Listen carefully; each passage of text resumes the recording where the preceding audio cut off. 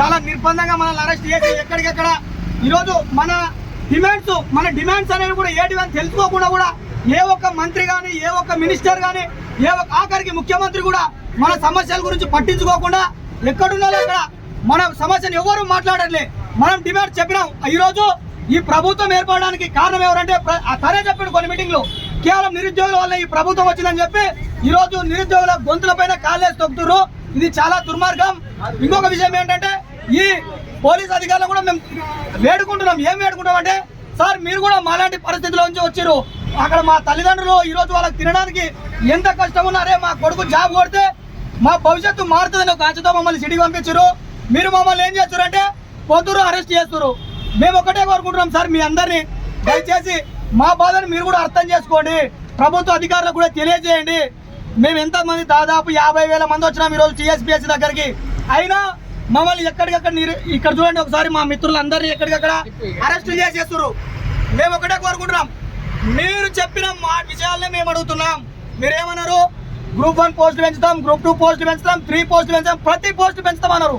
ఈరోజు గ్రూప్ 1 పెంచారు, చేతులు దులుపుకోరు. అసెంబ్లీ సాక్షిగా ఈరోజు ఉన్నటువంటి ఉప ముఖ్యమంత్రి గారు అసెంబ్లీ సాక్షిగా 1:100 ఇవ్వాలి అని ఆ రోజు మమ్మల్ని అందరినీ ఉసిగొల్పిండు. ఈరోజు అరే 1:100 ఇవ్వడానికి సాధ్యం కాదా అంటాడు. అంటే ఈరోజు నీ ప్రభుత్వం వచ్చినా నీకు సాధ్యం కదా. ఒక ఆయన బల్మూరు వెంకట అనే వ్యక్తి, ఆయన ఒకప్పుడు రాజకీయ నిరుద్యోగి, ఆయనకు ఉద్యోగం లేదు, మా వెనకాలే వచ్చిండు. మేమందరం ఆయనకి అన్నాన్ని పిలిచాం. ఈ రోజు ఆ అన్ననే అరే మీరు చేసే తప్పు అంటూ, అంటే ఆయనకు జాబ్ వస్తే తప్పు, జాబ్ రాకుంటే అది గొప్ప. ఒకసారి ఆలోచన చేయండి. ప్రతి ఒక్క ఎగ్జామ్కి 2 నెలల టైం ఇస్తాడు. ఒకసారి చెప్పండి, ఏ ఎగ్జామ్కి 2 నెలల టైం ఉంది చూడండి ఒకసారి. నాకు డిఏఓ ఎగ్జామ్ ఎప్పుడుంది, హాస్టల్ వెల్ఫేర్ ఎగ్జామ్ ఎప్పుడుంది, టెట్ ఎగ్జామ్ ఎప్పుడుంది, మళ్ళీ గ్రూప్ 2 ఎగ్జామ్ ఉంది. ప్రతి దానికి ఎగ్జామే ఉంది. ప్రతి ఒక్క ఎగ్జామ్ కేవలం ఒక ఎగ్జామ్కి ఈసారి ఇంకా నేను చాలా హాల్ టికెట్ తేలే, ఇంకా గ్రూప్ 2 హాల్ టికెట్ తేలే, డిఎస్సీ తేలే, ఇంకా నా వేరే ఎగ్జామ్ కూడా రాసిన. అరే నాయన పడుకుంటే నిద్ర రాదు, ఇన్ని ఎగ్జామ్లు ఉన్నాయని వాళ్ళే ఇప్పుడు 2 నెలల టైం ఇస్తామన్నారు. అన్ని ఎగ్జామ్లు వాళ్ళు కూడా 2 నెలల లోపలే పెట్టారు. ఒకటే అడుగుతున్నాం మిత్రులారా, ఒకటే మీరు కూడా చాలా మంది చూసిండ్రు. అరే ఒక ఆయన అంటాడు మీరు 2 సంవత్సరాల నుంచి చదివిరుగా ఇప్పుడు ఎగ్జామ్ రాయలేరా అంటాడు.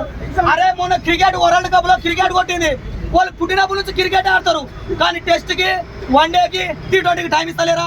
అన్నిటికి ఒకటే సబ్జెక్ట్ ఉంటుందా? ఆ టెట్కి ఎగ్జామ్ వేరుంటుంది, గ్రూప్ 1 ఎగ్జామ్ వేరుంటుంది, డిఎస్సీ ఎగ్జామ్ వేరుంటుంది, ప్రతిదీ వేరుంటుంది. కానీ ఇప్పుడు మన మిత్రులని నేను రిక్వెస్ట్ చేస్తున్నా, ఇంతటితో మన పోరాటం ఆగొద్దు. చలో ఢిల్లీ. ఆ రోజు రాహుల్ గాంధీ వచ్చి మనకు లైబ్రరీ ముందు చెప్పిండు, ఏం చెప్పిండు, మీకు న్యాయం చేస్తామని చెప్పిండు. ఇదేనా న్యాయం? మాకు జరిపే న్యాయం ఇదేనా? మమ్మల్ని పోలీస్ వ్యాన్లలో తిప్పి మమ్మల్ని అరెస్ట్ చేయడమేనా మీ న్యాయం? కాబట్టి మీ అందరిని అడుగుతున్నాం, మిత్రులారా, ఈ తెలంగాణ గడ్డ అంటేనే పోరాటాల పులిబిడ్డ. నువ్వు ఈ తెలంగాణ గడ్డలో పుట్టినావంటే ఖచ్చితంగా పోరాటం చేసి తీరాల్సిందే. ఈరోజు నువ్వు లైబ్రరీలో కూర్చొని నేను జాబ్ కోసం చదువుతా అంటే నీకు జాబ్ రాదు. కాబట్టి ప్రతి ఒక్క మిత్రుడు ఈరోజు పోరాటం చేద్దాం, రా కదలిరా. ఖచ్చితంగా మళ్ళీ ఒక రోజు ఉద్యమ కార్యాచరణ ప్రకటిస్తాం. ఆ రోజు ఈ విధంగా ఉండదు. ఈ నెక్స్ట్ సచివాలయాన్ని ముట్టడిస్తాం, సచివాలయాన్ని బట్టలు కొడతాం తప్పితే. ఆ మిత్రులారా, చలో ఢిల్లీ, చలో ఢిల్లీ, చలో ఢిల్లీ, చలో ఢిల్లీ.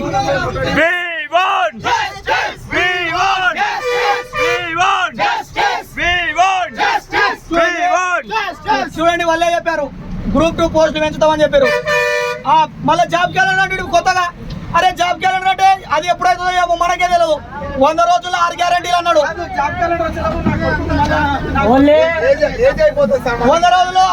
100 రోజుల్లో 6 గ్యారెంటీలు అంటాడు. 100 రోజుల్లో 6 గ్యారెంటీలు అంటే ఇప్పుడు మనందరూ నిరుద్యోగ వృద్ధి రావాలా?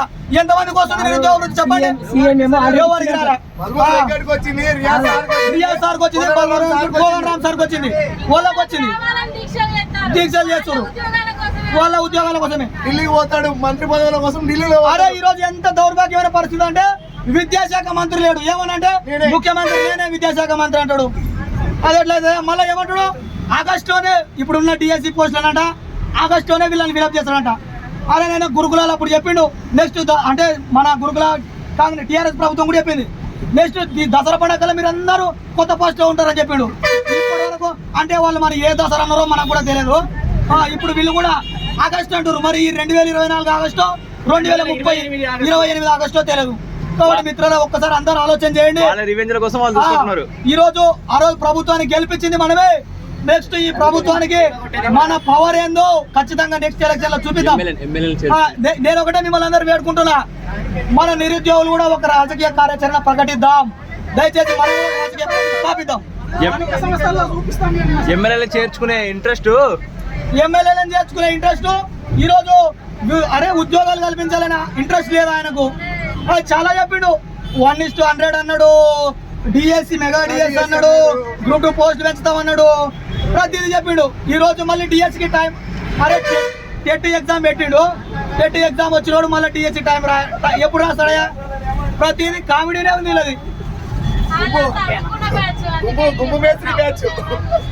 మాకెందుకో ఈ కాంగ్రెస్ ప్రభుత్వం వస్తే మా జీవితాలు బాగుపడదేమనుకుంటున్నాం, కానీ మళ్ళీ మోసపోయినాం అనిపిస్తుంది మిత్రులారా.